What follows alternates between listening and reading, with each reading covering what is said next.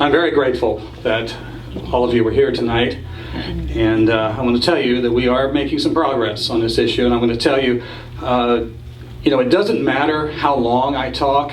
I'm still only scratching the surface of this issue. It's massive. It's everything in your lives, but I'm going to try to give you a very good overview of it all. And tonight is a very special occasion because this is the first time ever that I have attempted to do a PowerPoint.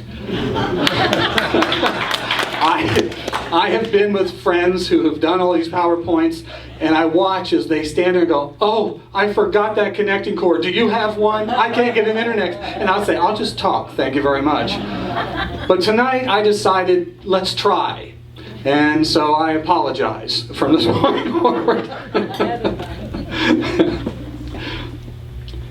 Let me say this, as we're talking about what's going on in our world, what we're seeing.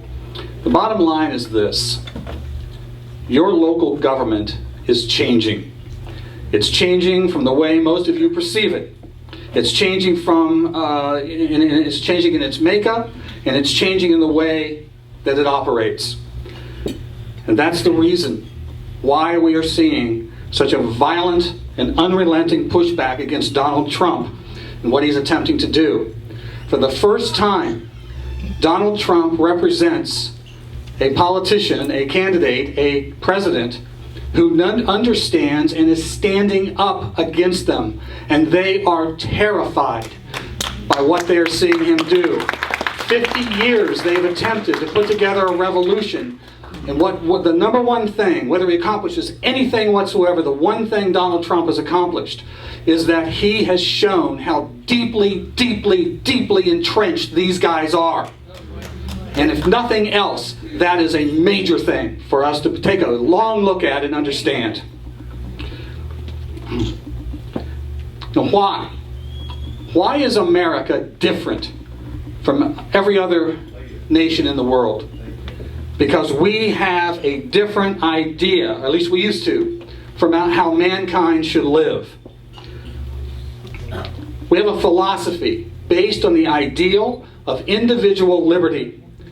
It's an optimism created by ideas never before considered by government. No kings, no potentates, no dictators, just individuals free to produce.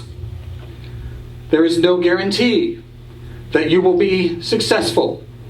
But here, each individual has the right and the freedom to try.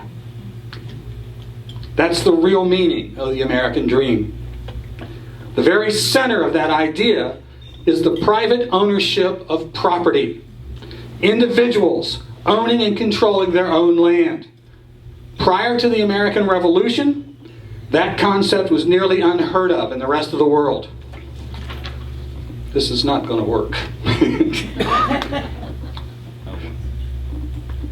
Now, I want to introduce you to a gentleman.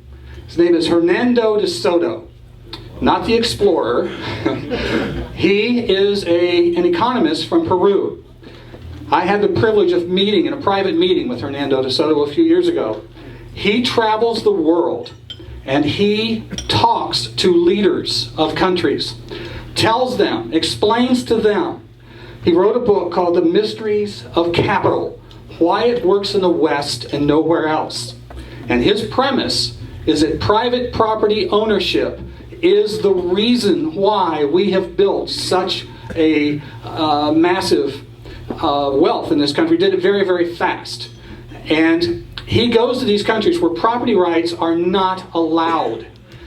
And he's getting calls from leaders of countries saying, "Can you come and talk to me? I want to know how to eradicate poverty." And this is what he comes in and what he tells them. And what he says here, in the West, every parcel of land, every building, every piece of equipment or stores of inventory, they're represented. The registrar's office is the most powerful force of freedom in the world because all this property is documented. So when it's documented, that means that you can use it for equity. You can use it for loans. The fact of the matter is that 60% of the companies that have started in this country were started with people using equity in their property to finance them.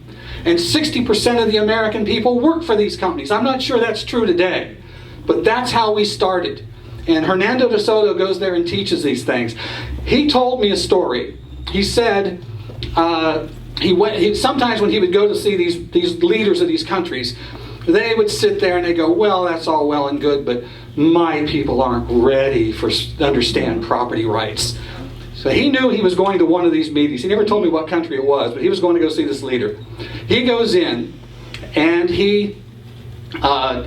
before he goes to the meeting, he sends a team around the presidential palace, knocking on doors. Country where property rights are not allowed. Knocks on the door. Excuse me, do you own this house? Yes, I do. What proof do you have of that? They had receipts, they had wills, they had other documents. He makes copies of all of these, brings them in and puts them in front of this leader, says, now let's get this out of the way right now. Your people understand property rights ownership, now let's give it to them. That's what he does. 50-some countries he's done this in. So,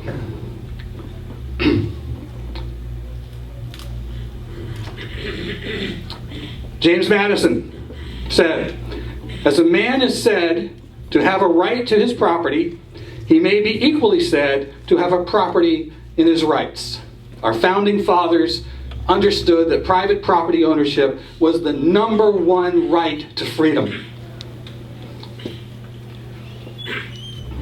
John Adams said, the moment the idea is admitted into society that property is not as sacred as the laws of God, and that there is not a force of law and public justice to protect it, anarchy and tyranny commence. Could he be any more right in what we're seeing happen today in America? As Seville said, Calvin Coolidge, my favorite president, because he rarely said anything. Silent cow. When he decided not to run for re-election, he said, I choose not to run. I like this. He said, ultimately, property rights, personal rights are the same thing.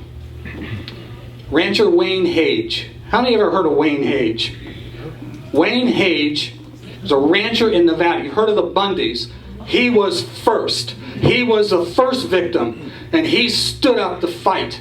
The BLM came on his property. They broke down the fences. When his cows went onto public lands, they confiscated them and charged him in doing that. Wayne Hage fought to his dying day to try to save his ranch. And he said it very clearly. If you don't have the right to own and control property, then you are property. How can you have freedom of speech, even freedom to own guns? Guns are property. If you don't have your own land to stand on, how can you have, if you're on government property, then you have no rights. Private property is the number one right to freedom. So now we have this country built on these ideas. And we have the rest of the world. And we have some very, very evil people who don't like that. And they want to change the United States of America. They want to reorganize us. You see, we Americans have all these ideas. There was a French diplomat at one of these international meetings, and he said to an American diplomat there, oh, you Americans, you have all these ideas. What are those ideas? The Declaration of Independence and the Constitution of the United States. The government should be controlled, not the other way around. That's in their way. What they want to do, these globalists, to harmonize the United States into the rest of the global matrix. Right. That's their goal. So what's their plan to do that? Agenda 21. Agenda 21. Now if you take a look at this, you see three connecting circles. Each one is marked. One is environmental, one is ethical, one is economics. We call these the 3 E's. Now, economics basically are public-private partnerships. partnerships between government and massive corporations. The corporations get to hide behind the power of government. Sometimes they get eminent domain. The government gets to hide behind the independence of the companies. They use the company's budget selling their products that they have now determined are sustainable and environmentally correct. Their advertising is used on television night after night after night to brainwash you into accepting these ideas. That helps the government. That's the economy, the economic part of Agenda 21. Ethical, situation ethics, social justice.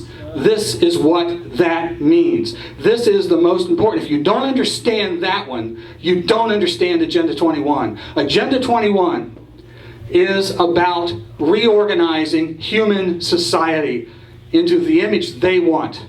That's what it's about.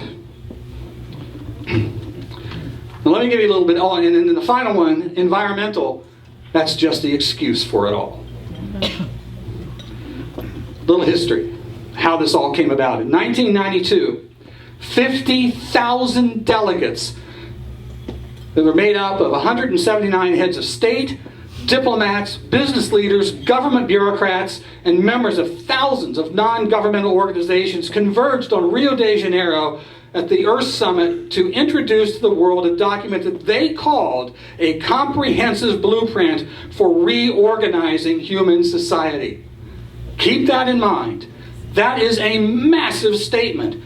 A comprehensive blueprint for reorganizing human society. They weren't messing around here.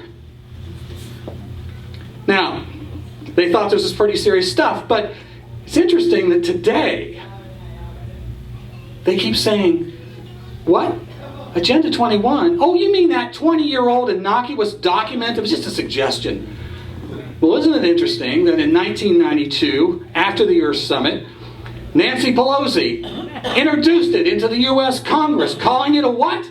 Comprehensive blueprint. You can see the video of it, C-SPAN video, on my website.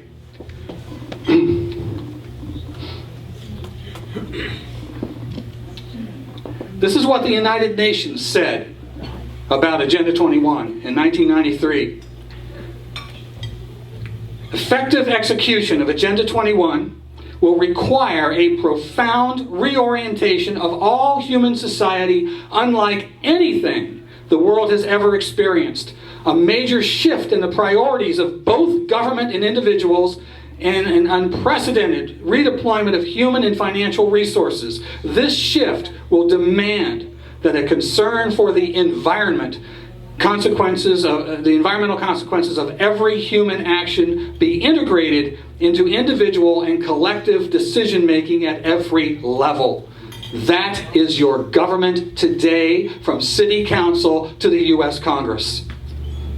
In 1994, hang on a second here.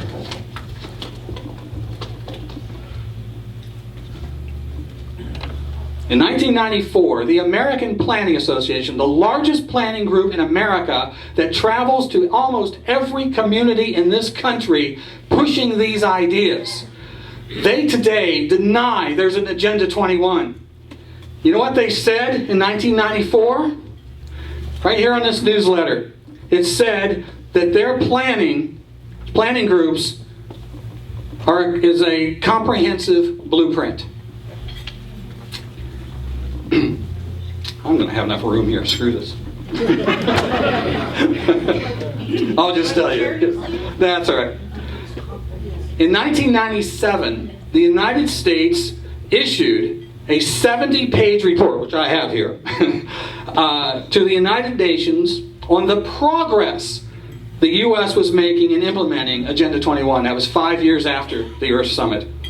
In 1998, the Federal Register issued a report on the EPA's Challenge Grant Program.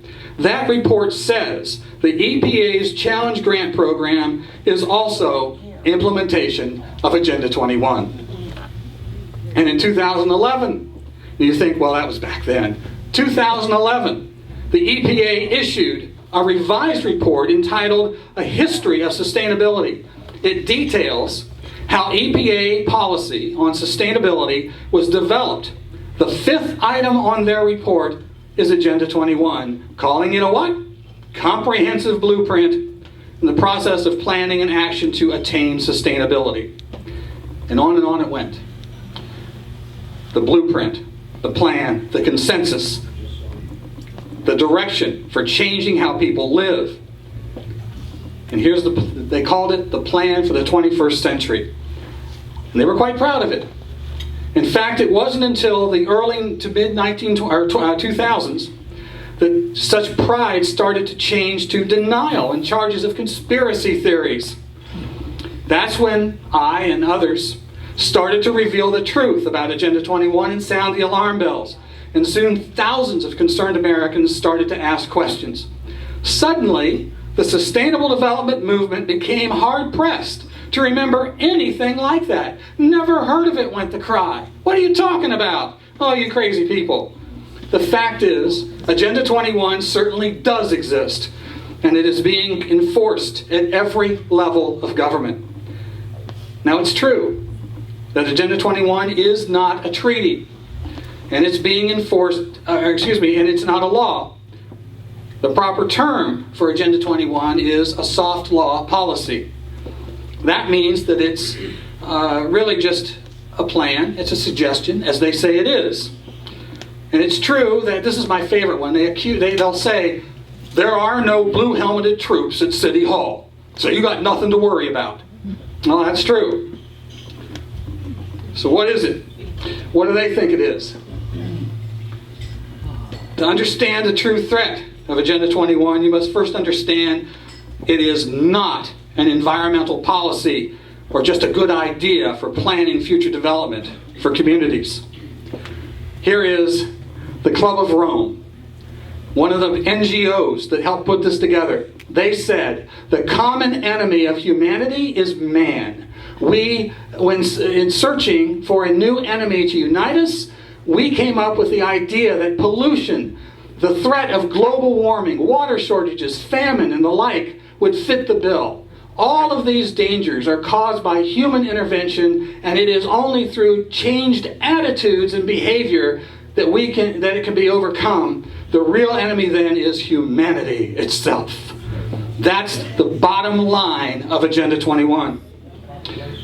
Agenda 21 is a threat to our nation, to your local community, to you, because it is a comprehensive blueprint specifically designed to change our way of life and our form of government. That's its true purpose. That's why they call it an agenda. Now, for anyone who thinks that these are just my radical nut, right-wing, kook side, this is my side talking, let me stop using my words and let them tell you how they openly call for this non-existent plan to transform our society. Here's some examples that they've provided. From the UN's Biodiversity Tree Assessment Report on what is not sustainable. Ski runs, grazing of livestock, plowing of soil, building fences, industry, single-family homes, paved and tarred roads, logging activities and reservoirs, power line construction, and economic systems that fail to set up proper values of the environment. Free enterprise, they mean. This is what is happening across the country. This is why ranchers are being under siege by the BLM. Their livestock is being taken from them. This is what is happening with any time you try to use property anywhere, you've got to go through this whole list of things to get approved to make sure that it fits this. This is the UN Biodiversity Treaty. Another thing that they said, this is from the UN Habitat Conference. Land cannot be treated as an ordinary asset controlled by individuals and subject to the pressures and inefficiencies of the market. Private land ownership is also a principal instrument of accumulation and concentration of wealth. Therefore, it contributes to social injustice. Making money is a social injustice.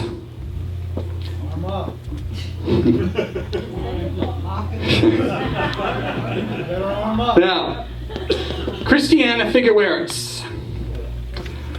This is the nutcase that runs the UN's climate change operation. She's the executive secretary of their convention on climate change. She said in 2012, what is occurring here in the whole climate change process is a complete transformation of the economy, of the economic structure of the world. You understand? Global warming has nothing to do with the environment, and she just said it. Because then she went on to say, this is the first time in the history of mankind that we are setting ourselves the task of intentionally, within a defined period of time, to change the economic development model that has been reigning for at least 150 years since the Industrial Revolution. These guys really hate the Industrial Revolution. Al Gore said, we must go through a wrenching transformation to cure us of all the ills of the Industrial Revolution. Truest words ever said. It doesn't matter what is true, it only matters what people believe is true. This is by Paul Watson, one of the co-founders of Greenpeace. This is what it's all about. Now, I want to show you in Rio, they had the, 1992, we had the Earth Summit. 20 years later, in 2012, they had Rio plus 20 back in Rio.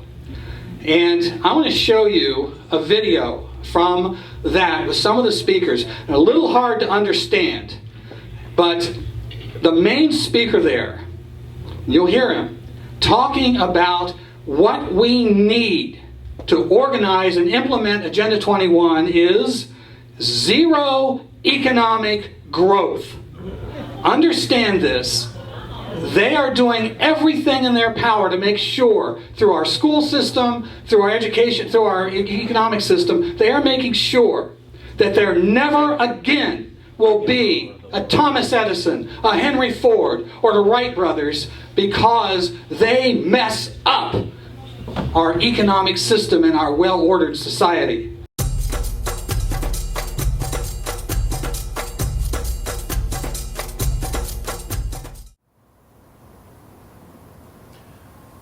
This is day 2 in Rio de Janeiro, site of the UN Earth Summit.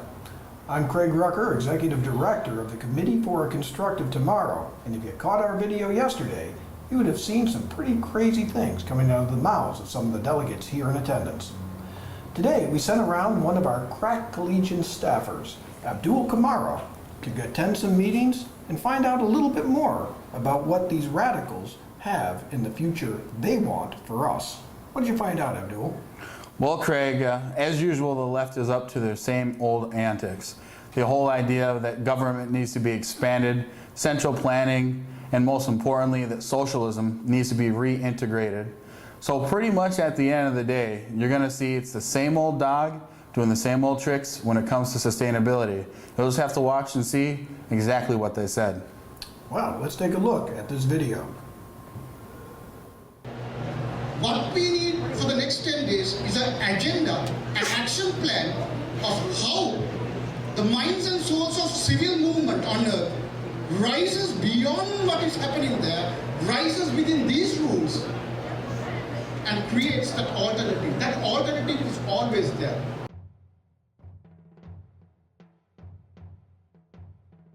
The situation in which we are today in terms of unemployment and precarious work is terrible. I mean, we have more than 70% of the population around the world that has no formal labor relationship.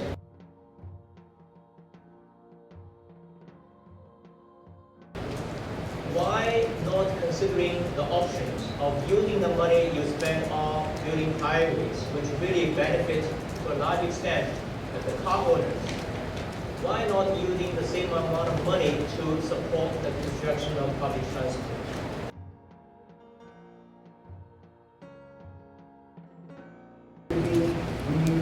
We need progressive taxation, transfers, social protection policies, as these have been proven to reduce income inequities within countries.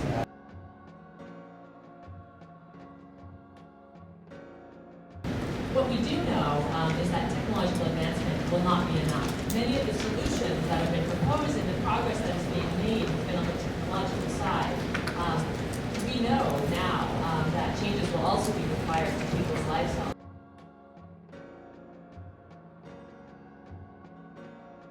So, in general, when we see at European levels and patterns of consumption, we can clearly conclude they are unsustainable. And we used to see European policy making as quite progressive, but we clearly see that it's not enough, it's not sufficient.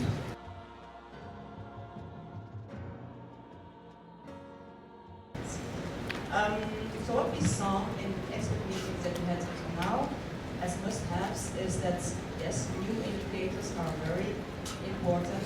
That's a focus on well-being and health, a zero-growth economy or a steady-state economy.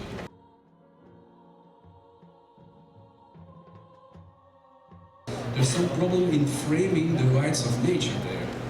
Because nature, when it's about nature, our Mother Earth, animals, they should have no responsibilities. The approach looking at the rights of nature calls into for a discussion of the tools to implement a new program. And this is what Andrew Beckwood has been advocating for in Rio +20 reforms, or perhaps we will see a process whereby we may have the opportunity to flesh this out further.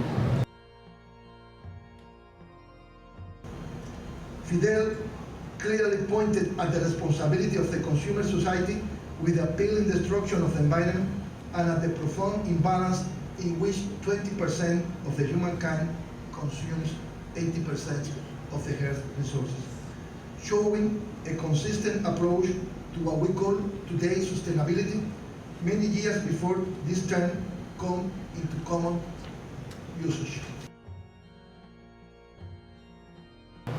It's about us coming together. It's not about, we have diversity. The differences are seen in diversity. Where there's common ground, we work together. And that it can't be just a Western or a North Southern notion. We have passed that. 20 years ago we passed that threshold. But we need to be mindful as to all these agreements, conventions can't be control mechanisms for progress, prosperity and happiness of nations and their people.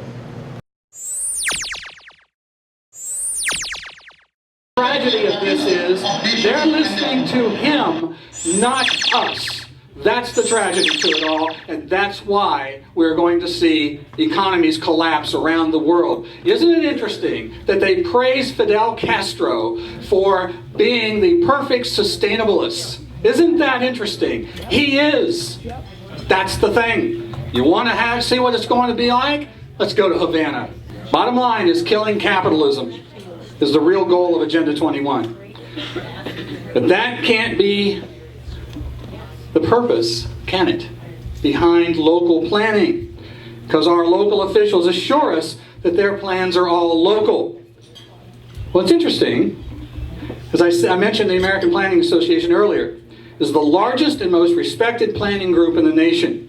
And they're operating in almost every community in the country. The American Planning Association is part of the Planners Network. So, if you go to the website, plannersnetwork.com, and read its statement of principles, there you go. It says, we believe planning should be a tool for allocating resources and eliminating the great inequalities of wealth and power in society because the free market has proven incapable of doing this. Ladies and gentlemen, every one of the plans being created in your communities are based on this idea. Anti-private property, anti-free enterprise, every one of them is based on this, and this is the statement of principles from the planners who are doing it. Now, why? What's the purpose of Agenda 21, and what is sustainable development? Now, here's the interesting thing. would you not expect that the people who attend, these delegates who attend these international conferences, would at least have a definition for what they're talking about? Oh, let's see.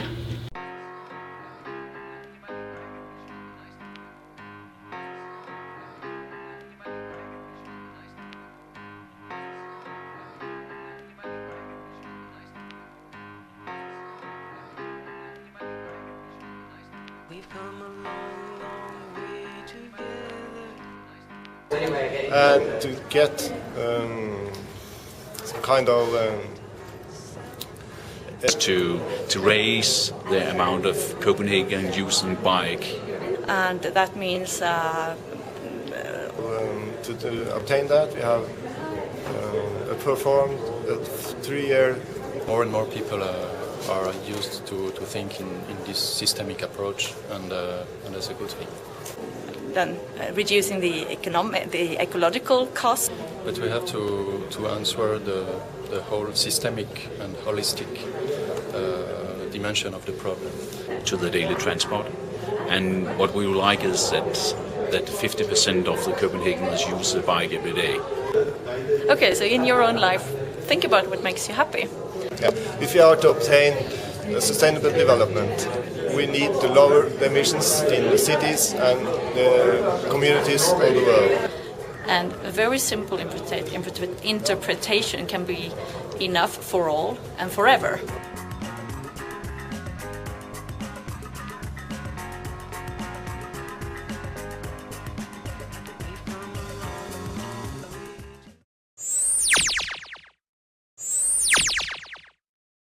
Now, here's what the UN's Conference on Global Governance said to define sustainable development.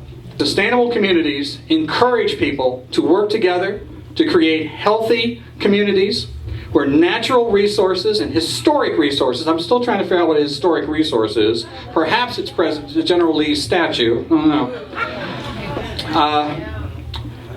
Are preserved. Well, no, it's not that then. Jobs are available, sprawl is contained, neighborhoods are secure, and education is lifelong. Transportation and healthcare are accessible, and all citizens have opportunities to improve the quality of their lives. Well, this is interesting, because I'm going to read you something we just discovered. My vice president, Kathleen Marquardt, discovered this, and then she put it in an article the other day, and I read it, and I went, holy, wow. This is a quote from a book. Now, it was written in 1966, I believe it was. And I'll tell you in a minute what it came from. How many have you heard your city councilman say things to you like, the chaotic growth of cities will be replaced by a dynamic system of urban development and urban settlement? Yeah, that's what the chaotic growth, right? Goes on. The region is formed by the economic interdependence of its development from the industrial complex to the industrial area to the industrial region. The regional governments we hear. Guess what this is from that I'm reading? It was written by a Soviet-Russian architect named Alexei Gutenov in a book produced in Russia in 1966, Soviet Union. The title was The Ideal Communist City.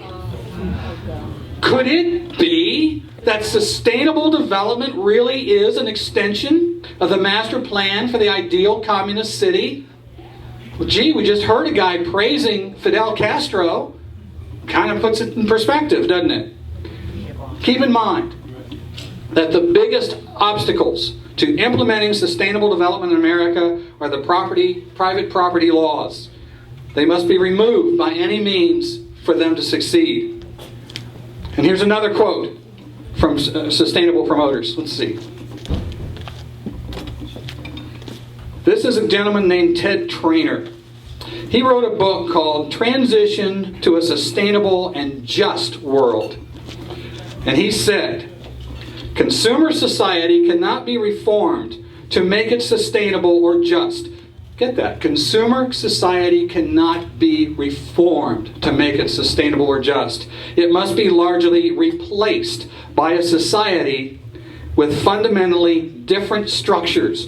Local planning focuses on curtailing energy and natural resources and land use.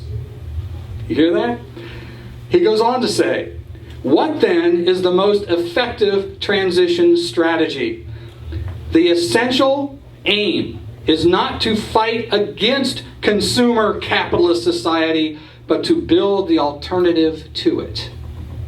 And then he says, nothing of lasting significance will be achieved unless it is clearly understood that our efforts in these local initiatives are the first steps to the eventual replacement of the present society by one which is not driven by market forces, profit, competition, growth, or affluence.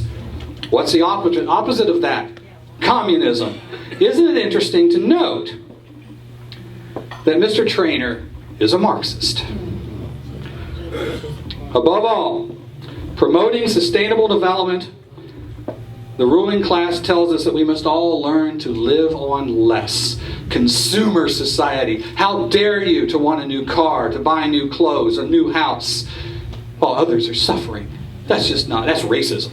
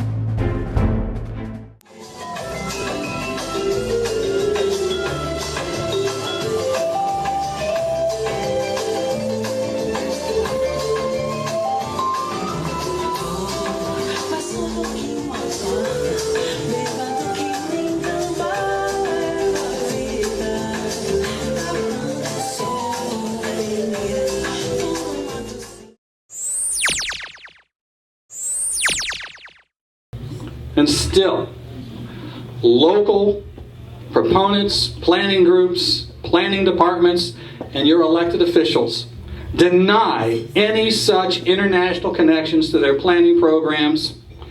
Each and every one of them, as they vote on these things, are putting them in place. There are three main plans of attack. One, destroy private property ownership and control. Two, impose regional councils and governments taking government further away from the people. These regional councils take the people further away from the people, and finally they feed the entire plan with federal grant money.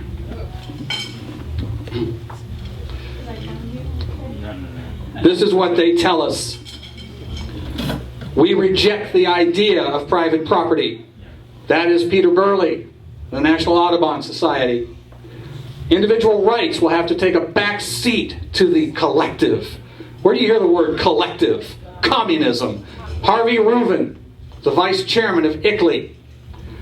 And then there is Thomas Lovejoy, who worked for the Department of Interior, who said, can it be any clearer, we will map the whole nation, determine development for the whole country, and regulate it all. There it is. Yet, proponents tell us that Agenda 21 is just a suggestion without any enforcement capability. Let me take you very quickly through the exact course that brought Agenda 21 to the United States, through our Congress, through your state legislature, and down into your county and city governments, and right into your backyard. And this is how they did it. This is how it became law of the land. They say it's just a suggestion, doesn't have any enforcement capability. It's true, and they wrote it up here. But after those 50,000 delegates met in Rio de Janeiro, these non-governmental organizations, the Sierra Club, the Nature Conservancy, the Audubon Society, on and on and on. There's thousands of them, all with their own independent agenda. Wrote Agenda 21 to begin with. They put it all in there. They got everything they wanted in there. As soon as George H.W. Bush signed Agenda 21, saying, yeah, America's for that, yeah. Now, his signature didn't mean anything as far as legally. It wasn't a treaty. It didn't have to be ratified by the Senate. But what they did was, as soon as he did that, that opened it up so these same NGO groups could come in to our Congress. And they converged. And they began to work through HUD, the EPA, the Department of Transportation, every single agency in the federal government. Go into every one of their websites. Now, this may be changed as of now with Donald Trump in there, but up until then, every single website had their sustainable plan. They worked there and got each of these agencies to create grant programs. Those grant programs had all the strings attached that were the implementation of Agenda 21. Then they went into the state legislatures, and they got state legislatures to pass laws that said every community has to do a comprehensive development plan. And then, now you've got your city councilman, your county commissioner sitting there going, the heck is a comprehensive development plan? They're met by the same NGOs with a box. Here it is. We've got the whole plan for you. We've got the money for you. You don't even have to think. Just sign right here. And that's the way it became law of our land. And those rules impose guidelines created on the international level for building materials, public plumbing codes, electric codes, installing bike lanes, building apartment houses with no parking lots, and establishing public transportation, including light rail trains, all paid for by the taxpayers. If a community takes the grant, they accept the restrictions. In short, they must implement the guidelines of Agenda 21. After creating those programs, the same NGOs converged on them and made sure. And if you go in there now, the reason you go in and say something about Agenda 21 in a public meeting and you get the eye roll, it's because standing behind them are those same NGOs going, don't pay any attention to him, he's nuts. No. Their greatest fear is that your city councilman will get it. Private property rights are disappearing. Energy is tightly controlled. Jobs are disappearing. Community development means pack and stack high-rise housing, and housing costs are soaring. How do you destroy property rights? This is how you do it. Joe Hyman's a historian who wrote this in 1966. The strategy is to make property ownership so unbearable by harassment through building inspections, remodeling orders, fines, and failings that owners give up in despair and sell the land to developers at a cut rate price. Punitive municipal codes are the weapon in the warfare. Absolutely. And then we go on. We've got other tools. Wetlands, conservation easements, watersheds, viewsheds, rails to trails, biosphere reserves, greenways, carbon footprints, partnerships, preservation, stakeholders, land use, environmental protection, development, diversity, visioning, open space, heritage areas, and comprehensive planning. That's all part of the new language of government. The function of legitimate government elected by the people within the Sustainables Plan is fast becoming little more than a rubber stamp to create and enforce the dictates of these so-called stakeholder councils. People who don't even live in your community show up and say, we're stakeholders. And they start to dictate it all. You will hear read government documents, you will hear them referred to as civil society. What about you? The function, What you're seeing happen is a demise of representative government. You'll find watershed councils that regulate human action near every trickling stream, river, and lake. Smart meters are put on wells and on your homes to control water and energy use. Special action councils control home size, tree pruning or removal, even the color you can paint your home or the height of your grass. And through these appointed councils, you have what you've created in your communities. You've put all these different councils together is a little Soviet. They run things, not your elected officials, these self-appointed bureaucrats. And once the councils are established, it becomes much more difficult, if not impossible, to discuss issues with your elected representatives. Instead, they will automatically refer you to the proper council or administration or department run by unresponsive, appointed hacks, armed with their own political agenda. In the Western states, where they are, these huge expansions of land, the sustainabilists impose a different strategy called the Wildlands Project. It uses a plan called rewilding to herd people off the land and into the cities. Dave Foreman, the head of Earth First, is the man who wrote the Wildlands Project and later became the Biodiversity Treaty.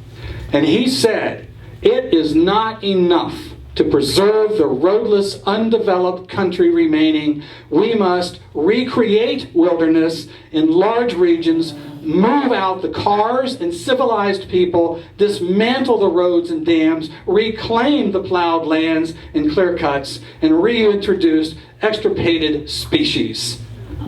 The reason the Bundys did what they did to try to fight back was because of that. And now, this brings us back to the United Nations connection.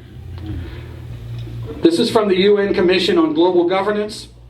It says, regionalism must precede globalism. We foresee a seamless system of governance from local communities, individual states, regional unions, and up through the United Nations itself. Regionalism is designed to undermine and replace locally elected representatives. It takes government further from the people. The regional councils are usually the ones to apply for the grants, yet they affect every community in the system. Their plans don't protect property rights, and the regional councils impose one-size-fits-all regulations without regard for local wants and needs, and fighting them is near futile. Regional councils answer to no one. They are not elected, and that makes them the perfect vehicle to enforce Agenda 21 policies to change human civilization. That is what local officials are telling you is a local plan. That is what a comprehensive blueprint is in action. That is what regional planning really is. Today, across the nation and throughout the world, there are regional visioning programs. In fact, in almost every region of every state, there is now a similar plan to process, usually ending with numbers like 2050. You hear these, 2050, 2030, whatever. You can go and look it up and you can see Jamaica 2050 and Dubai 2050 and Heartland 2050. They're all the exact same plans, no matter where they are in the world. And one thing they all have in common, none of them are local. That's by design, because most are being implemented by the same planners nationwide, fueled by the same grant programs, and aided by the same NGO private groups. Smart growth is the term you hear most often. Smart growth planners promote their schemes by insisting that Americans live the wrong way, and they use land use regulations to impose on others what they insist is the right way to live. In Omaha, Nebraska, government and NGO forces are working hard to sell the community on a grand plan for the future called Heartland 2050. Of course, as usual, it's not just for Omaha, but for the full 8 counties in the surrounding area, all combined into the same plan, and the plan openly says it's sustainable development. The goal of Heartland 2050, according to the promoters, is to develop strategic vision for the region's development over the next 30 years to assure proper growth.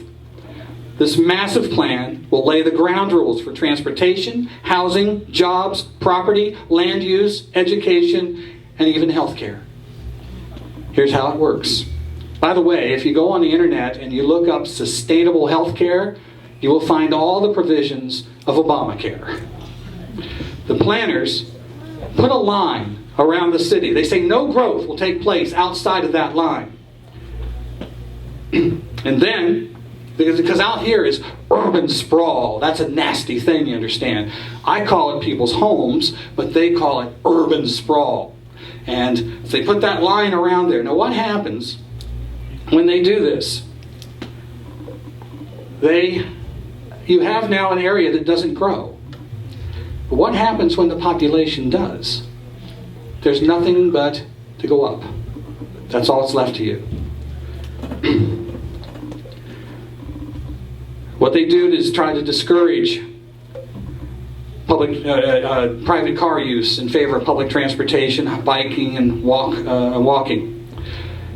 And here's how they do it.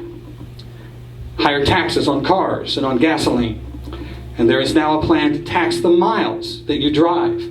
Oregon just became the first state to move on such a tax. Heartland 2050 includes a program called the Complete Street. That is an edict that cars must share the road with bicycles. And you see all the thousands and thousands of dollars the community spends on bike paths. Yeah. How many of you have ever seen a bike in one? Yeah.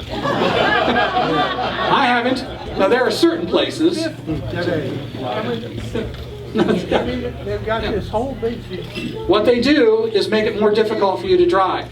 The Complete Street, one of the things they do is they put what am I trying to say? Speed bumps in the middle of the street. That's to make it so it's more difficult for you to drive. Now you're sitting at home and you're saying, I really need to go to the grocery. And then you think about what it's like to get in your little environmentally friendly little clown car, and you're going to have to drive up this side of the bump and down that side of the bump. You say, I'm going to stay home. I'll walk, or whatever you can. That's by design. We're now having communities build housing, public housing or apartment buildings without parking lots. More difficult to drive. Now here's my favorite one. New York City. Look at this headline. The case for changing the world by changing street design. This is Broadway, Times Square. They took out all of these streets. I mean, New York's hard enough to drive in. They have come up with this. Well, DC put in a They've built 400 miles of new bike lanes in New York, and they created a massive pedestrian plaza, and that's what this is in Times Square, by closing 5 blocks of Broadway to cars. New York also built an additional 59 of these pedestrian plazas throughout the 5 boroughs and launched a rapid city bus system. The announced purpose was to change the culture. You see, it says there. The pedestrian plazas are placed in the center of what were once busy streets, blocking off traffic and again making it difficult to drive in the city. But here, promise the planners, people can congregate and sit at tables in an outdoor atmosphere and enjoy each other rather than rushing around by themselves in cars. Of course, if you need to rush around by yourself in a car, you're out of luck. This is beautiful.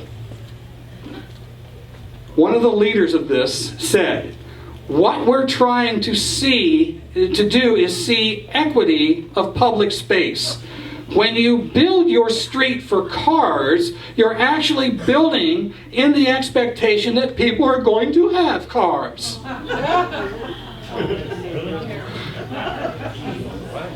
You see? If you stop having streets, obviously people will stop wanting cars. It didn't work for the pioneers who came in wagons across the prairie, did it? They were trying to get away from government. She went on to explain, it costs $10,000 per year for a household to own and maintain a car. We're talking about building an affordable option for people to get around. That is social justice. Sustainable development. It's all designed to reduce your ability to drive, so you use bikes for short trips and public transportation, including light rail trains and so forth. So how will all of this affect you? A decade ago, Portland, Oregon was announced as the poster child for smart growth policy. There it was fully implemented. Once the ban on suburban development, urban sprawl they call it, is in place, as we said before, there's no place to grow, only to go up. It gets more crowded, more densely populated. In Portland, the planners kept upping the density requirements for housing. To increase urban density, the planners turned dozens of neighborhoods of single-family homes into apartments and condos. If you owned a vacant lot, you could not build a single-family house on it. You had to build a row house or apartment. Eventually, Portland planners decided that row houses and low-rise apartments were not enough. They changed the rules to enforce the building of high-rise apartment buildings. And they call them livable, walkable communities. They paint a lovely picture of families and neighbors walking to the store, playing in the parks, riding their bikes, playing with their children. It's a happy, healthy neighborhood, they call it.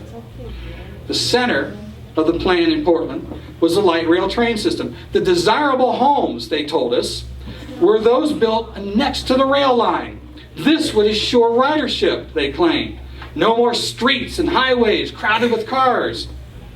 Ladies and gentlemen, that is all a lie. The result of Portland's grand plan is that increased density destroyed the neighborhood atmosphere, congestion is worse, housing and consumer costs are higher, and crime is soaring. As government boundaries limit space, new home construction drives up housing prices beyond the reach of most. Those smart growth economic realities are now forcing low-income and young people to rent. The poor have very little hope of ever buying a home and experiencing what we all used to call the American dream. Again, Portland, Oregon, after decades of smart growth development, exorbitant living costs have driven over 10,000 minority families out of their urban homes. And in San Francisco, in the Bay Area, thousands of local income families are being uprooted from their homes and relocated, often against their will, into what they have called preferred development areas. The reservation. The reservation. And what is it like to live in this utopia of sustainable development? Everything is tightly... In Orem, Utah, Betty Perry was arrested, handcuffed, and put in a holding tank because the grass in her front yard was dying. Violation, said the local zoning enforcement officer.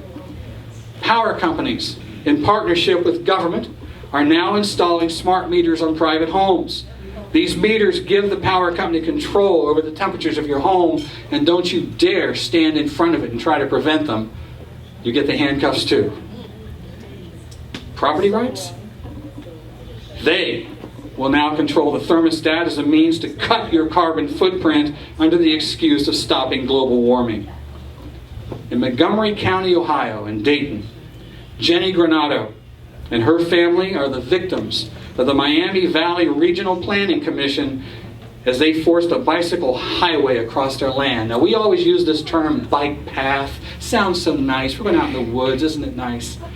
This is a bike highway. It is designed, eventually, no cars. We're going to be riding bicycles, so we need much wider things to do that in. And how do I know that? Because a member of that Regional Planning Commission, in trying to defend this bicycle highway, said it'll cut our carbon footprint. Now, if it was just a bike path that we're just taking out on the weekend to take the kids on a ride, whatever, he wouldn't say that. This is a system. These bike paths are being put in place to eventually be there to take over the roads. Now, The trouble with this path, it runs within 7 feet of Jenny's front door. She had an entire yard. Now there is a highway that runs in front. They had a big hedge there, and her mother had a very favorite magnolia tree there in the yard, and she had a swing set next to it, and she loved to sit there under the tree and sing and sit in a swing. They knew something was coming. They didn't know when or what, until one day Jenny's mother heard a ruckus outside. She runs outside just in time to see the bulldozer take out the hedge and her magnolia tree. Jenny's mother grabbed her chest and keeled over and died. And the county commissioner, when asked about that, said, "I'll clean it up. Stuff happens." Didn't happen in his neighborhood though, did it? When she complained to her county commissioner, she was told that it was up to the regional council. The regional council said they had nothing to do with it other than to apply for the grant. No one was responsible. That's the problem. This is how government is spiraling out of control.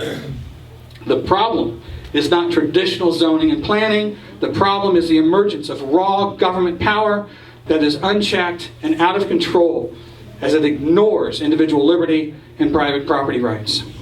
Further, we see more and more governments armed with the federal grants imposing arbitrary rules that try to enforce a one-size-fits-all straitjacket on everyone, regardless of individual situations. And more government power leads to more government corruption.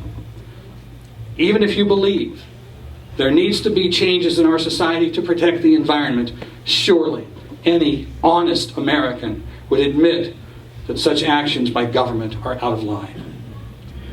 Yet, as Americans are being forced to live this way, all under the excuse of environmental protection, here's the kicker, ladies and gentlemen. It's a little-known fact that none of it is necessary because it doesn't work. A couple of years ago, the American Planning Association did a study to see if their efforts to enforce smart growth worked. The APA's own study reported that smart growth does not work. Here's what the final paragraph of this report said. Remember, this is to protect the environment, cut our carbon footprint. The current planning policy strategies for land use and transportation have virtually no impact on the major long-term increases in resources and energy consumption. They generally increase or tend to increase costs and reduce economic competitiveness. In many cases, the socioeconomic consequences of less housing choices, crowding and congestion, may outweigh the very modest CO2 reduction benefits. It doesn't work. It's not necessary. But why then doesn't the American Planning Association change their planning policies? Are they going to? Not on your life. Why? Money. The lifeblood of the American Planning Association are the grants. The grant money, it lives on, would dry up if they ever decided to take their foot off of our throats and let people in local communities decide for themselves. As we did when we built this country as the freest and richest nation in history. Now, they have used a lot of these rules and regulations to already change our landscape, change our system of government into the image of Agenda 21. But there is still one major obstacle in their way, and they run into it all the time from people like us. And this is the reason for the massive resistance to Donald Trump and his policies. The reason? The Constitution of the United States, with its protections of property rights and limits on government. That has got to change if we're going to implement fully sustainable development. You remember all those crazy American ideas that are in their way that they say must be eliminated. And so, as we are facing all this fight back and forth and we know that there's a major problem. We have a segment of what supposedly of our movement, the people saying we've got an answer. We know we've got to do something. We've got to fix this. We need a convention of the states. That our founders gave us a secret button inside the Constitution.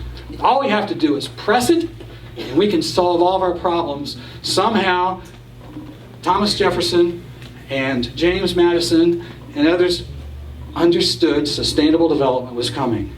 And so now we can fix it. They tell us it's necessary to fix all these problems for this government overreach. I want to tell you, ladies and gentlemen, in reality, such an event will more likely fall into the hands of those who seek to completely change our nation, not fix it. Here's the premise. They tell us it's not a con, a constitutional convention. This is different. The founders gave us a secret pressure valve. And that the states, this is what they tell us, the states can control the agenda just by passing rules that to say that they can't change the rules, that we're going to set the rules. The states can control the process. The states can control the agenda. So we're safe, they tell us, from these crazy ideas, because even if bad stuff gets elected or gets voted in the convention, well, 3/4 of the states still have to ratify it. I'm here to tell you that every one of those claims is false. The Constitution provides absolutely no guidelines as to how a convention will run. No guidelines as to how delegates are chosen and who will do it in the selecting. The Constitution says all of that is up to the Congress when enough states call for a convention. Once chosen, Congress will decide. Now remember, this is the Congress. 70% of the American people did not want Obamacare, and 70% of the people did not want illegal immigration, but somehow they're now going to put up this thing, and we'll be able to operate just wonderful. Well, here's the thing, ladies and gentlemen. Once a convention, I don't care if you call it a constitutional convention or a convention of states, once it is called, and once those delegates are chosen, however that may be, and once they are in their meeting, they now become the most powerful force in the United States of America. They have no boss. And I don't care how many resolutions a state passes saying you have to talk about this, and you can't do this, you can't do that. Once they're in there, that will no longer be in effect. Let me tell you why. This word, precedent. And you also,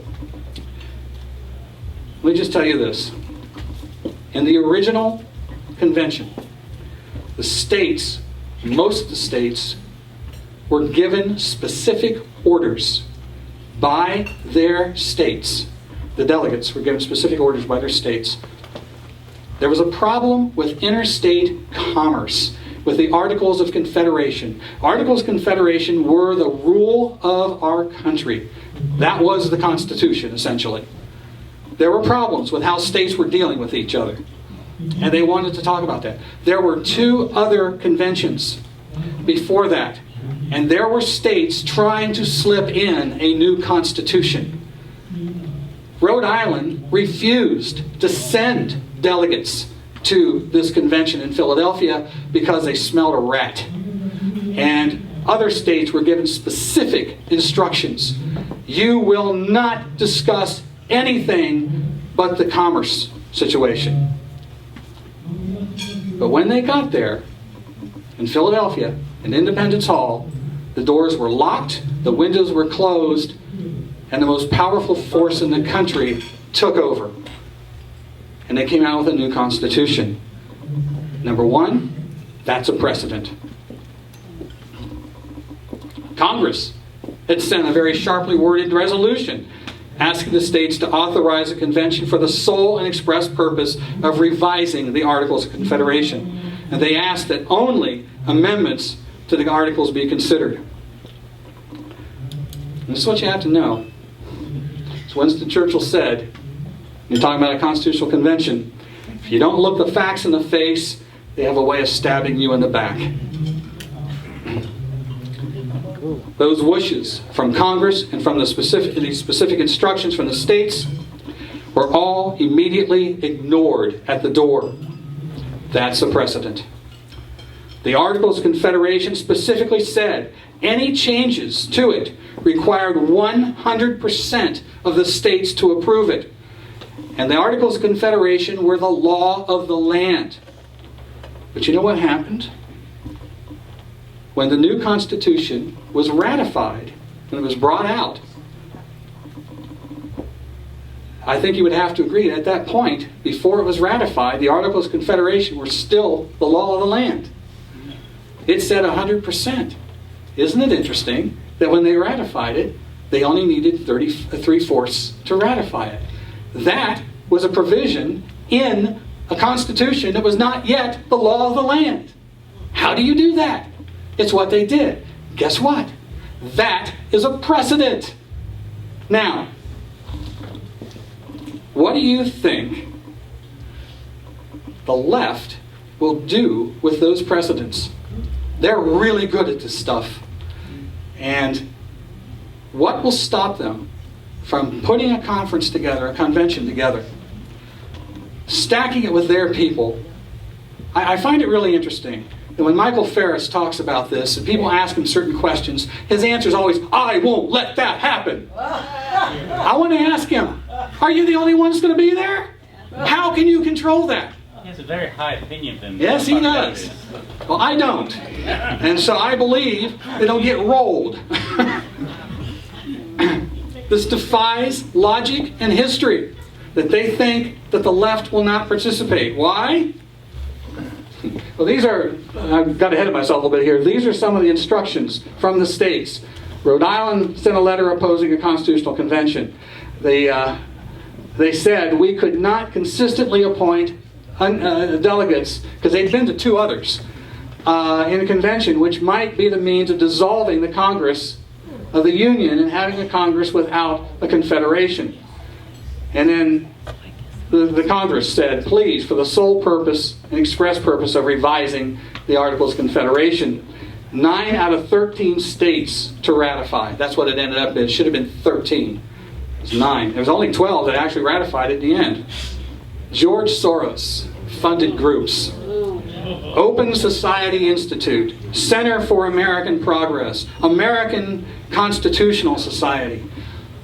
These groups are all working on a progressive constitution.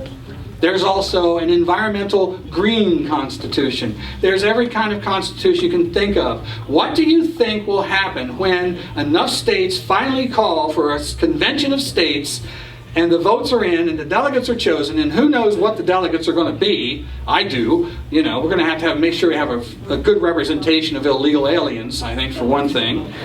And so, we have all this. What do you think they're going to do? Stephen Breyer, this man on the Supreme Court, has said Supreme Court justices have the easiest job on earth. They don't have to worry. You talk about job security, they're there for life. They don't have to worry about election, they don't have to worry about anything else. And all they have to do is take the Constitution in this hand and a law that is passed by Congress in this hand and say, does it match? Okay, or no. That's it. How hard can it be? Stephen Breyer, instead of doing that, looks to international law to make sure it all fits in. And here is what he says. He says, the Constitution is basically about one word, democracy. This idiot doesn't even know we're a republic. And yet, democracy never appears in either the Constitution or the Declaration of Independence. The democracy is the left's way of grabbing political power. The Constitution, however, was adopted to confirm that power in order to secure the blessings of this nation that which simultaneously justifies and limits democratic government or natural liberty. So what's the real issue here? What is the real reason why we have to even consider trying to redefine what the founders meant our government to be? Balanced budgets, term limits, and controlled government are all in the Constitution already. It's called control by the people, but those controls are being ignored. Article 5 advocates and the conservative movement in general will readily tell you that the real issue is that our government, from the White House to Congress to the Supreme Court, are failing or refusing to follow constitutional law. They ignore it. So, say Article 5 proponents, that's why we must amend the Constitution to assure our freedoms are guaranteed. And here's my real question for Article 5 advocates. If the people are allowing government today to ignore the Constitution, what will magically change once it is amended with the Articles of Freedom? What motivation will suddenly drive the Schumers and the Pelosi's to say, oh, the Constitution is the law of the land, and we must follow it? Especially when they already oppose those freedom amendments for the same reasons they ignore the entire Constitution. The progressives who are in charge simply do not believe in balanced budgets, gun rights, and control of our borders. In addition, they really don't care what the majority of Americans want either. So an argument for the passage of the amendments that will confirm that Americans want such a government cuts no ice with them. Nameless, faceless bureaucrats wielding power in the back rooms, untouchable and unseen, is not freedom. And that's the problem. The Constitution is not broken. It's the people that we've put in charge to protect it. They're broken. We need new leadership that will defend and inherit. Sustainable development is an international scheme disguised as national and local policy, created to rein in the radical ideas of individualism and personal property rights, and to harmonize all nations into global tyranny and control. And if we allow it to change our system of government, then it will result in a dark ages unlike anything the world has ever witnessed. Remember this fact. Private property ownership is the reason the United States has been the richest, freest nation in the world. Isn't it significant to see that the private property, as it's coming under attack through sustainable development, that our country is also losing wealth and becoming less free? It's time that we demand a government that treats property owners like owners and not chattel to be pushed around. One fact is clear. They will not be able to enforce sustainable development without diminishing property rights. Stand up for property rights, and we can stop sustainable development. We don't need a constitutional convention to do that. We need leaders that understand and will act in protecting property rights. But you must understand, the fight starts on the local level, not in Washington, D.C. We must drain the swamp from the bottom up. And I fear too many of us think that now the new administration in Washington will solve all these problems, that we can all just go home and live in peace. I'm here to tell you that that is simply not true. Those forces pushing sustainable development are deeply entrenched in every city. They are highly organized and massively funded, and they have a specific goal. They intend to see it fulfilled and will stop at nothing to achieve it. Has the nightly news not confirmed that? They will stop at nothing. Remember this. A plan to save humanity is almost always a false front for the urge to rule. H.L. Mencken said that. That, ladies and gentlemen, is Agenda 21. We have one choice. Fight. Fight for your homes. Fight for your community. It will take trench warfare in every city council and county commission meeting. Number one goal, stop officials from taking the grants. Number two, get a clear definition of property rights as you have, so that you have a platform to stand on. And I have one for you. This was written by Supreme Court Justice Richard B. Sanders from the State Supreme Court of Washington. Understand that Washington for years has been under siege under sustainable development programs, and they realized they didn't have a good definition of sustainable or of property rights. This is massive. It's perfect. Property in a thing consists not merely in its ownership and possession, but in the unrestricted right of use, enjoyment, and disposal. Anything which destroys any of the elements of property to that extent destroy the property itself. The substantial value of property lies in its use. If the right of use be denied, the value of the property is annihilated and ownership is rendered a barren right. That is the ownership each and every one of you have today. You have the right to pay the taxes, the right to pay the mortgage. Every other decision that you want to make on your property is made by somebody behind a closed door in a committee. That's not freedom. Private property ownership and its unrestricted use is the foundation for a nationwide revolution of freedom. Demand it. We are beginning to make some progress. We have communities that are now beginning to stand up and ask questions. We have City Council, and I'm going to address the Wabash County, Indiana City Council Monday night on property rights issues. We're beginning to make these progresses. Italy had 650 cities that were already paying dues to, the cities were paying dues to them.